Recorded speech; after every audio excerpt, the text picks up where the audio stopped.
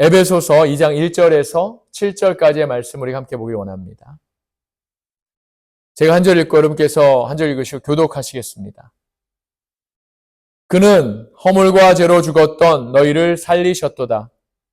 그때 너희는 그 가운데서 행하여 이 세상 풍조를 따르고 공중의 범사자는 자를 따랐으니 곧 지금 불순종의 아들들 가운데서 역사하는 영이라.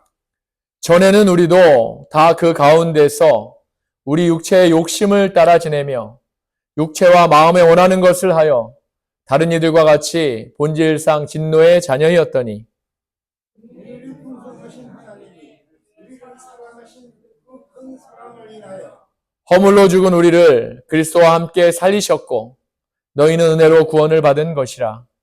또 함께 일으키사 그리스도 예수 안에서 함께 하늘에 앉히시니 이는 그리스도 예수 안에서 우리에게 자비하심으로써 그 은혜의 지극히 풍성함을 오는 여러 세대에 나타내려 하심이라. 아멘. 살아계신 하나님의 말씀입니다. 지난 한 달간에 우리는 에베소서의 말씀을 가지고 삼위일체 하나님이 우리의 구원을 위해서 어떠한 일을 하셨는지에 대해서 살펴보고 있습니다.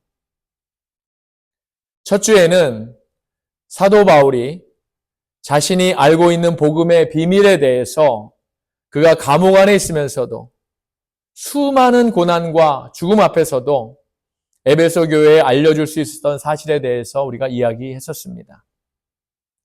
또한 에베소 교회 당시의 시대적 배경을 우리가 살펴보았고 사도 바울의 전도 여행을 통해서 어떻게 에베소 교회가 세워졌고 또 왜 사도 바울이 에베소서를 에베소 교회를 향해서 기록해야만 했는지 그 사실에 대해서도 우리가 함께 이야기를 나누었었지요. 그 모든 말씀 가운데 가장 중요한 말씀이 있었는데 바로 찬송하리로다. 찬송하리로다라는 그런 바울의 기도와 같은 그런 찬양이었습니다. 둘째 주에는 성부 하나님께서는 하늘에 속한 신령한 복을 창세 전에 저와 여러분 우리에게 이미 주셨다는 사실을 우리가 알게 되었지요.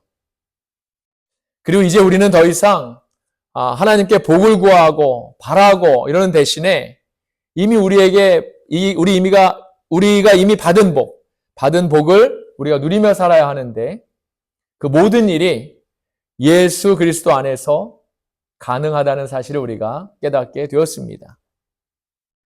그리고 그것이 바로 교회라고 이렇게 했었지요. 그리고 지난주의 말씀에서는 성자 예수님이 우리의 구원을 위해서 행하셨던 일에 대해서 우리가 살펴보았었습니다.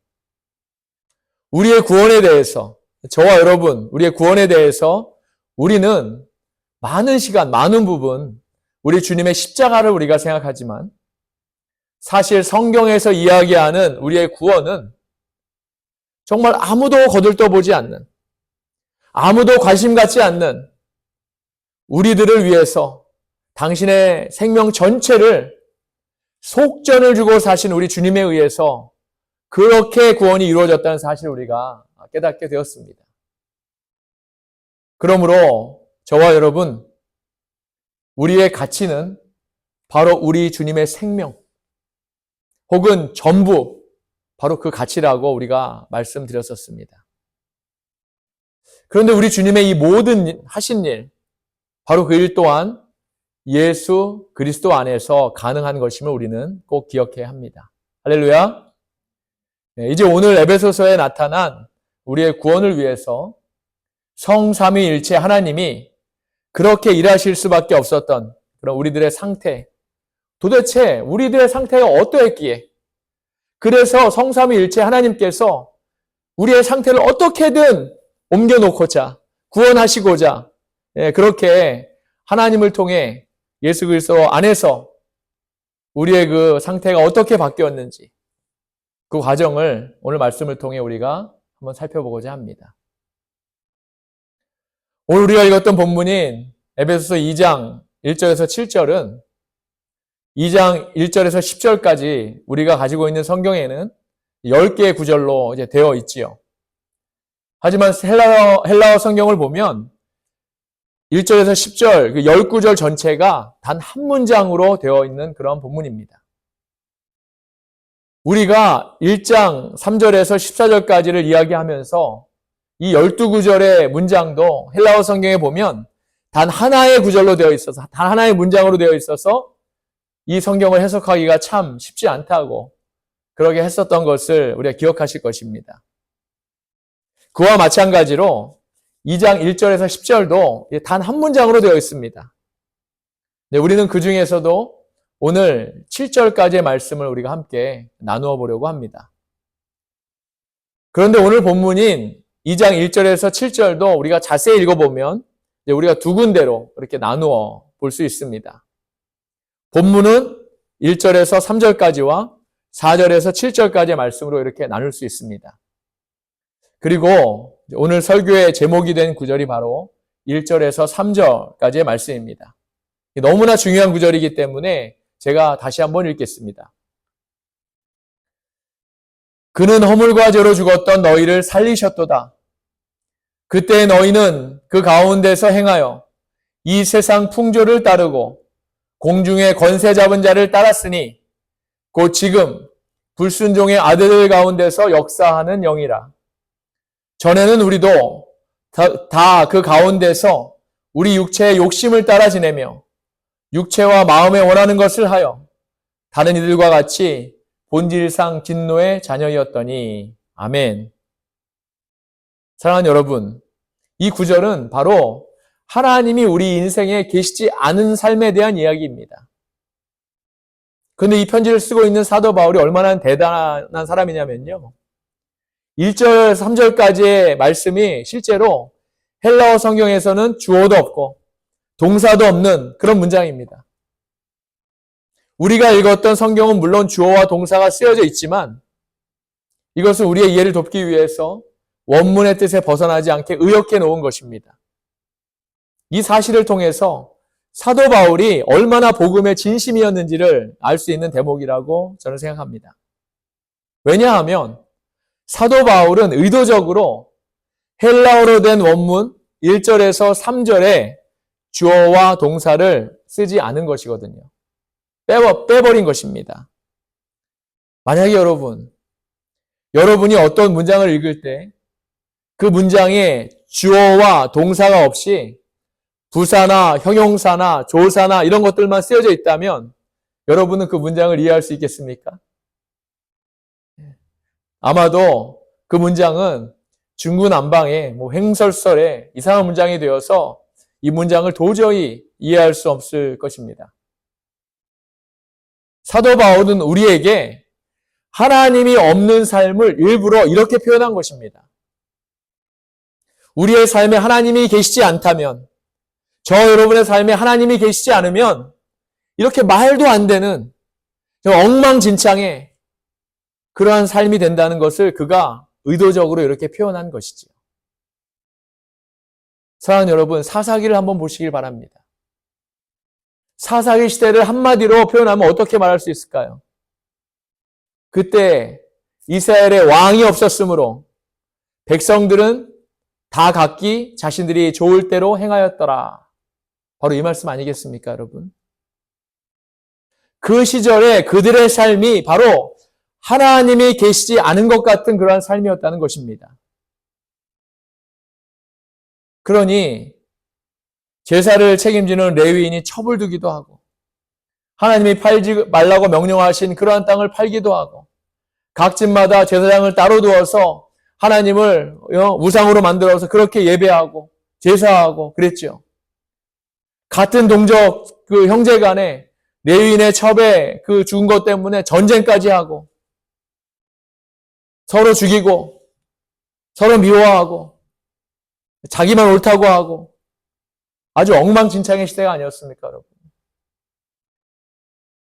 오늘 본문에서도 사도 바울이 분명히 이야기하고 있습니다. 그 삶을 사는 혹은 그 삶을 살았던 우리는 허물과 죄로 말미암아 이미 죽었다고 말씀하고 있습니다.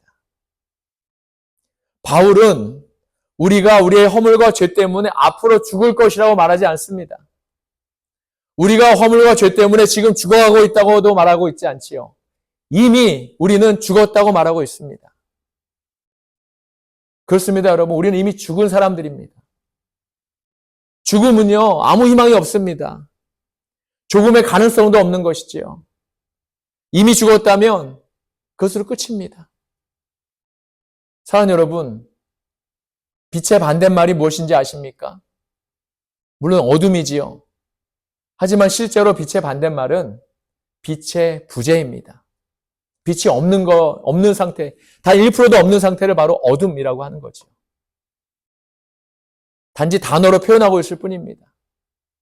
성경은 이 어둠을 바로 죽음이라고 말하고 있습니다.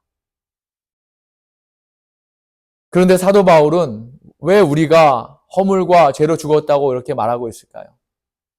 그것은 그때에 우리가 그 가운데서 행하여 이 세상 풍조를 따르고 공중의 권세 잡은 자를 따랐기 때문입니다. 공중의 권세 잡은 자가 누굴까요, 여러분? 사탄이지요. 전에는 우리가 다 그 가운데서 우리의 육체의 욕심을 따라서 지냈고 육체와 마음에 원하는 것을 하여서 다른 이들과 같이 본질상 진노의 자녀였기 때문입니다. 이것이 바로 하나님이 없는 삶을 살았던 조금의 빚도 없이 이미 허물과 죄로 죽었던 저와 여러분, 우리들의 모습이었다는 것입니다. 우리에게는 이미 죽음이 왔으므로 이제 아무 소용이 없습니다. 그런데 이때, 사랑하는 여러분, 그런데 이때 사도 바울은 허물과 죄로 이미 죽은 우리를 살리신 분이 있다고 선포하고 있는 것입니다. 이제 지금까지 주어와 동사가 없었던 우리의 삶에 횡설수설에 엉망진창이 있던 우리 삶에 우리의 주어가 되시는 분이 소개되고 있는 것이지요. 4절과 5절입니다. 다시 한번 보겠습니다. 긍휼이 풍성하신 하나님이 우리를 사랑하신 그 큰 사랑을 인하여 허물로 죽은 우리를 그리스도와 함께 살리셨고 너희는 은혜로 구원을 받은 것이라. 아멘. 할렐루야. 누가 우리의 주어라고 했습니까, 여러분? 바로 긍휼이 풍성하신 하나님이 저와 여러분 우리의 주어가 되시는 분이십니다. 그분이 어떻게 우리를 동사로 이끄셨다고요? 허물로 죽은 우리를 그리스도와 함께 살리셨다는 것입니다. 할렐루야. 우리 하나님은 저와 여러분의 주어가 되시고 동사가 되시는 분인 줄 믿습니다. 아멘. 긍휼이 풍성하신 헷세드의 하나님이 그 크신 사랑으로 허물로 죽은 우리를 살리신 것입니다. 그런데 우리를 그리스도와 함께 살리셨다고 말씀하고 있지요. 이 모든 일은요, 그리스도 안에서 혹은 그리스도와 함께 가능한 것입니다. 왜냐하면 하나님은 우리에게 어떠한 일을 하시든지 그리스도 안에서 하시기 때문입니다. 이 말은 그리스도가 아니면 우리는 하나님 앞에서 아무것도 아니라는 말이 되는 것입니다. 저 여러분, 우리는요, 예수 때문에 하나님께 의인으로 인정받는 것입니다. 예수가 아니면 우리는 아무것도 아닙니다. 그래서 우리 예수가 우리의 구주가 되시는 것입니다, 여러분. 그리고 하나님이 예수 그리스도 안에서 우리에게 하시는 모든 일이 바로 은혜인 것입니다. 우리가 바로 은혜로 구원받았다는 그런 말씀인 것이지요. 이 은혜, 이 구원 안에서 저와 여러분, 혹시 여러분이 하신 일이 있었을까요? 아무것도 없습니다. 저 여러분 아무것도 한 것이 없습니다. 단 하나도 없습니다. 오히려 긍휼이 풍성하신 하나님을 인정하지 않았고 하나님이 계시지 않은 것 같은 삶을 살았던 그러한 우리들이지요. 그래서 이미 사도 바울이 이렇게 얘기하는 겁니다. 이미 허물과 죄로 죽었던 사람들이 바로 우리들이었다고 이렇게 말하는 것입니다. 그러한 우리들을 긍휼의 하나님이 그 크신 은혜로 그리스도와 함께 다시 살리신 것입니다. 그런데 6절을 보면 두 개의 동사가 더 나옵니다. 또 함께 일으키사 그리스도 예수 안에서 함께 하늘에 앉히시니 라고 말씀하고 있지요. 함께 일으키셨고 함께 하늘에 앉히셨다고 했습니다. 누가 그랬습니까, 여러분?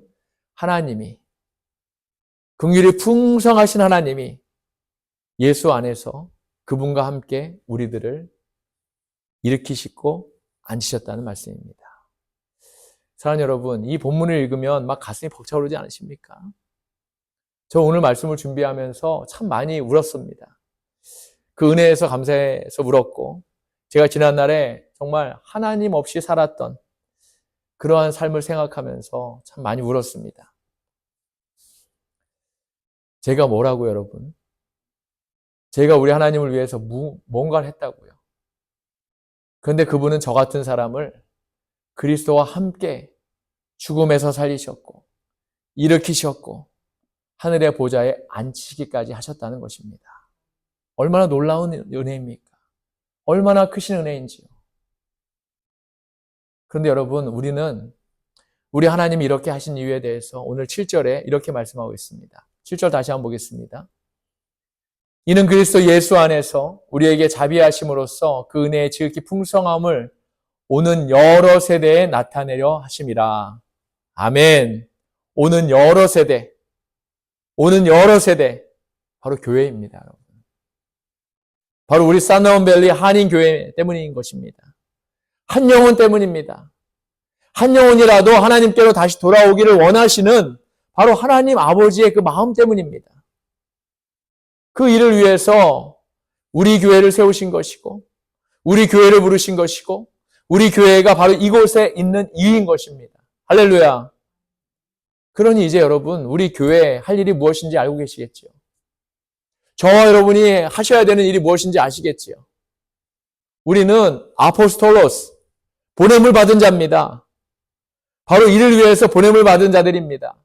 복음을 위해서 하나님께서 보냄을 보내신 자들입니다. 지금 우리 주위에는 하나님이 없는 삶, 엉망진창의 삶, 아무 소망이 없는 삶, 이미 허물과 죄로 죽은 삶, 그 삶을 살아가는 사람들이 얼마나 많은지 모릅니다. 너무나도 많습니다. 성경은 그 사람들의 이야기를 어둠이라고 말하고 있습니다. 허물과 죄로 이미 죽은 삶이라고 말하고 있지요. 이제 그들에게 긍휼이 풍성하신 우리 하나님의 은혜가 필요합니다. 우리 교회가 그 일을 그리스도와 함께 해 나가야 하는 것입니다, 여러분. 오늘은 그 일을 우리보다 먼저 하다가 주님의 품으로 돌아가신 성도들 기념하는 세계 성도 주일입니다. 저는 매년 이날만 되면 믿음을 지키다가 순교하신 그런 선조들을 생각합니다. 그분들의 믿음을 생각합니다. 사랑하는 여러분, 무엇이 그들을 그렇게 강하게 했을까요? 무엇이 그들을 죽음 앞에서도 굽히지 않고 오직 한마디, 예수만 부인하면 살 수 있는데도 그들이 기꺼이 그 이름 때문에 죽음으로 순교를 택했을까요? 바로 그들의 구원을 위해서 성삼위일체 되신 하나님이, 바로 그 하나님이 일하신 비밀을 그들이 알았기 때문이라고 저는 믿습니다. 성도라는 말을 가볍게 여기지 않기를 바랍니다.